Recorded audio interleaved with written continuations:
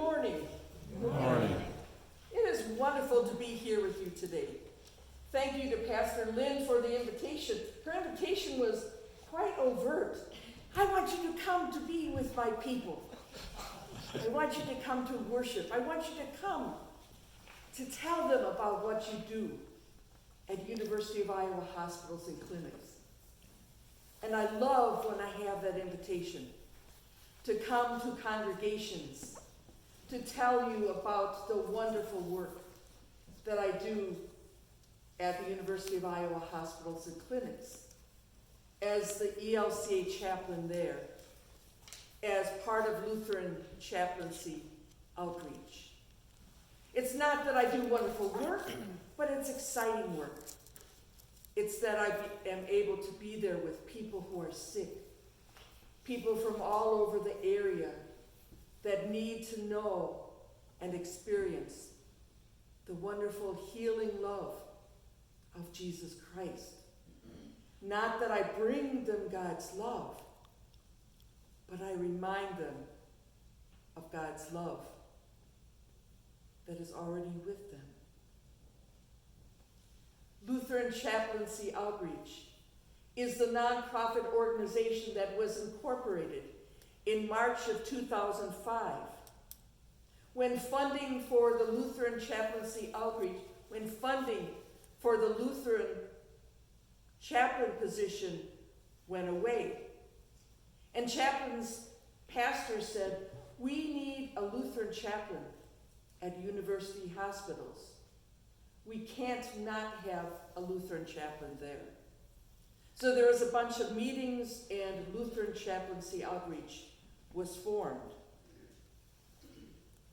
So this Lutheran Chaplaincy Outreach chaplaincy is truly an outreach ministry of Lutheran congregations and pastors from around Iowa and even from Northern Illinois Synod, the western part of Illinois, and other parts of the area. And it is truly a partnership that has two parts. The first part of this partnership is that Lutheran Chaplaincy Outreach receives funds from congregations, individuals, and organizations like Women of the ELCA. Those are the parts that support this chaplaincy. Lutheran Chaplaincy Outreach does not receive any funds from any synods, does not receive any funds from the hospital. It is solely supported by the church.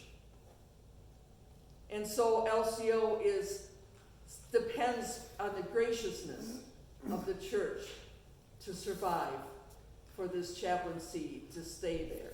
You've received a brochure today and envelopes. You may use those as you will. If you don't have that brochure, I'm sure there are some more that you can receive. Some of you are shaking your heads. Maybe you don't have one. Please make sure you have one before you leave today. But there's a second, maybe even more important partnership to LCO. And that is the partnership with pastors and congregations. Pastor Lynn knows that when she has a member of this congregation at university hospitals, that she can call me, that she can let me know that there's a member at university hospitals, to let me know that I can visit that person on her behalf and on behalf of this congregation. And if I visit a member of this congregation at university hospitals, and Pastor Lynn doesn't know that they are there, and that person wants Pastor Lynn to know, I can give Pastor Lynn a call and let her know that they are there. So it is truly a back and forth partnership. And that is really a part of the ministry that I truly treasure the most. Because I am part of the church, and that is part of that outreach ministry. Through Lutheran Chaplaincy Outreach, your outreach ministry is not just to your people, to your members of this congregation, but ELCA folks from around the church, from different congregations, receive pastoral care. People from other faiths, or from no faith at all, also receive pastoral care. They are reached through Lutheran chaplaincy outreach. But you know, the best way to find out about a ministry is not for me to sit here and tell you about it, but it's for me to tell you some stories. So I'd like to tell you some stories today.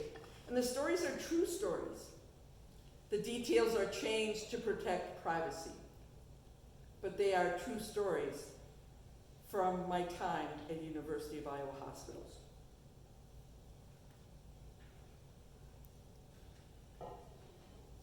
I received a referral to see Mary. It was a Friday afternoon, and it didn't seem like a very urgent referral. So I kind of waited until the end of the day to go by and see her. Several days before, Mary had had heart surgery, and everything was going really well for her. So she was anticipating going home on Monday. She was very adamant that before she went home, she wanted to be baptized. Mary had grown up in a congregation, but for some reason her mother never took her as an infant to be baptized.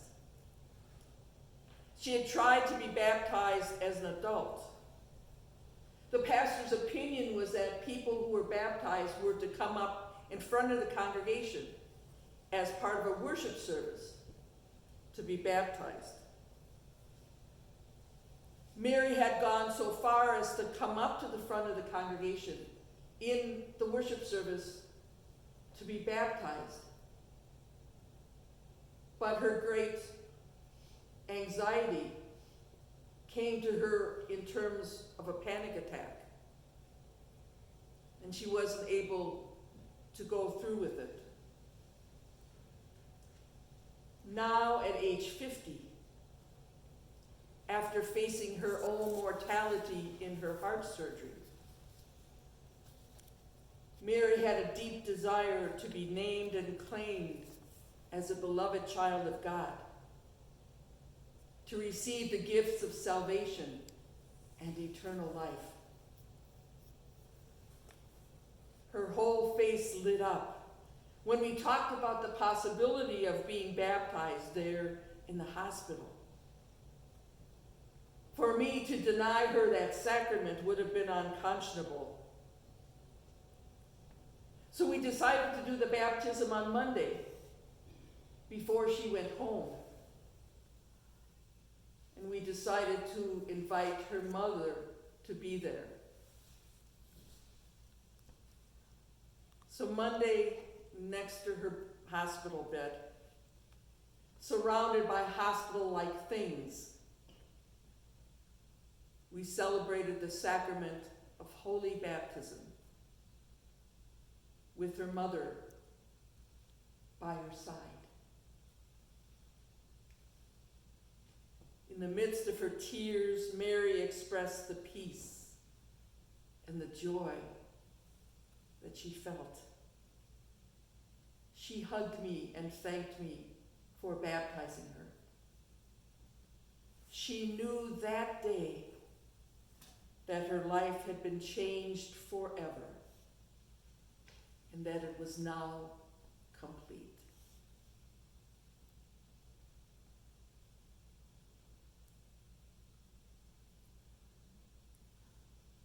One day I had received a page from one of my ELCA pastor partners. He had a 4-year-old parishioner who was being transferred to university hospitals. He was very concerned about Stevie. They didn't know what was going on with him, and so he wanted me to check up with Stevie, and his parents wanted me to get back in touch with him if that was appropriate, to let him know what was going on with him. With joy and delight, he told me about Stevie. Stevie was a precocious, personable child who loved to go to worship, who loved to be with all the other people in the congregation. He loved to sing and to pray. But the thing Stevie really liked to do is he really liked to go up to the front of the congregation and put quarters in that tall plastic tube. I don't know if you remember that many years ago, and maybe you didn't have it, but these tall plastic tubes on a wooden stand, and the purpose of them were to collect money for world hunger. And so people would put quarters in them. And so when they were filled, the money would go to world hunger. Well, this congregation was still using that tall plastic tube, except each month they were using that tall plastic tube for other means, for other special things. And Stevie knew that that money was going to something really special. So he always liked to bring those quarters up to put in that tube. Except he would always go around to all the people in the congregation to collect their quarters. Because he always knew that the more quarters in that tube, the more help that would be given. The pastor told me that the quarters that month were going to Lutheran Chaplaincy outreach. So I had a wonderful opportunity when I visited Stevie to thank him for that help, to thank him for those quarters. So I went into Stevie's room, and Stevie was cuddled in his mother's arms. And Dad was doing what dads often do, and that was pacing the floor. And there was obvious worry and fear on the parents' faces. I said, "Hello, I'm Cindy Breed, and I'm the Lutheran Chaplaincy Outreach Chaplain here." And even though Stevie was sick, he still had a little sparkle in his eyes. I said, "Stevie, I'd like to thank you for the quarters, because the quarters are helping me visit people like you who are sick and in the hospital." And he was able to give me a little bit of a smile. After a few days of testing, a few days of treatment, Stevie was able to go home, doing pretty well. And I'm going to think that Stevie and his parents left with a greater sense of partnership, of how the church works together, and how those quarters in the tube, each quarter, each little bit of money helps others. The mission of Lutheran Chaplaincy Outreach is to compassionately share the good news of God's healing love and grace through providing an evangelical Lutheran Church in America chaplain at the University of Iowa hospitals and clinics. I have had the honor to serve almost 23 years in a place of healing, to remind people of God's light and care that in many ways is already and always there. Kathy. I knew Kathy quite well. She had had cancer. She had had a bone marrow transplant. And if any of you know about that process, it's a grueling process. She had about all of the complications one could have. She lived about 2 hours away from Iowa City. Her pastor was really attentive. She had a husband and 2 small children at home, and he did a lot of pastoral care with them. I visited Kathy a lot. She was really an opposite personality type than me. She was kind of introvert, and I'm kind of an extrovert. But I was always welcomed into her room. We always had a nice visit. We always had a prayer, and I would occasionally bring her Holy Communion. This particular time, Kathy had been in the hospital for several weeks. I walked into Kathy's room, and sometimes you walk into a room and you have a sense that something's not right. And I said, "Kathy, how are you today?"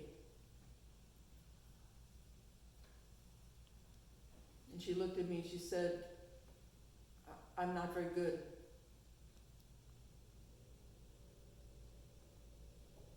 The doctors told me there was nothing more they could do for me.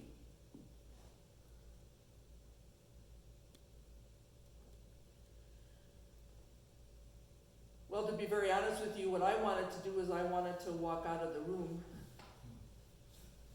because I didn't know what to say. I didn't know what to pray, and Holy Communion seemed like a meaningless ritual. Well, I guess I did say a prayer. I did say something, and I told her I'd see her after the weekend.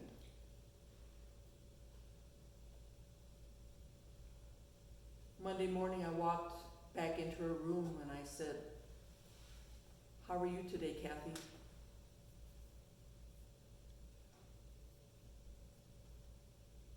She smiled. She said, "I'm wonderful." I said, "Kathy, what's happened? Friday you were in such a place of darkness and despair and hopelessness, and now you're not. What happened?" And she said, "I gave it up. I gave my illness to God. I realized that I can't handle things on my own, that God needs to take care of things. I've placed myself in God's hands and know that God will take care of me." Wow. What an awesome thing. To see Kathy from being in a place of darkness and despair and hopelessness to being in a place of light and hope and peace. I'm not really sure what happened there. I know it's not something I did or her pastor did or Kathy did. Maybe it was a combination of those things, but I'm pretty sure it was the Holy Spirit working in her life, bringing to fruition all that she learned in Sunday school, all that she celebrated in worship, all that she partook in Holy Communion, all that she knew in her heart. At that point, she knew. She knew what it was to be a person of faith. She knew what it was to know God. 7 weeks later, we were gathered in her room. Her family, some close friends, and her pastor. And we did what people do when we gather. We told stories. We told all sorts of Kathy's stories. We celebrated Holy Communion. Her pastor did. Kathy was not able to partake. She was not conscious. But she was surrounded by the remembrance of what that Holy Communion meal means. And we sang. Kathy loved all of the songs. The oldie moldy hymns and all the new hymns. We sang. It was a celebration. A celebration of Kathy's life, a celebration of the life we had, the eternal life in Jesus Christ. The next morning I was honored to be with Kathy and her immediate family when Kathy died.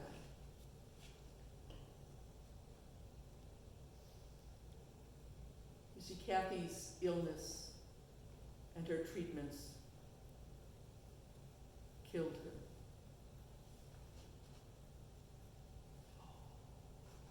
But they didn't. Oh, but Kathy is celebrating. Kathy is in peace.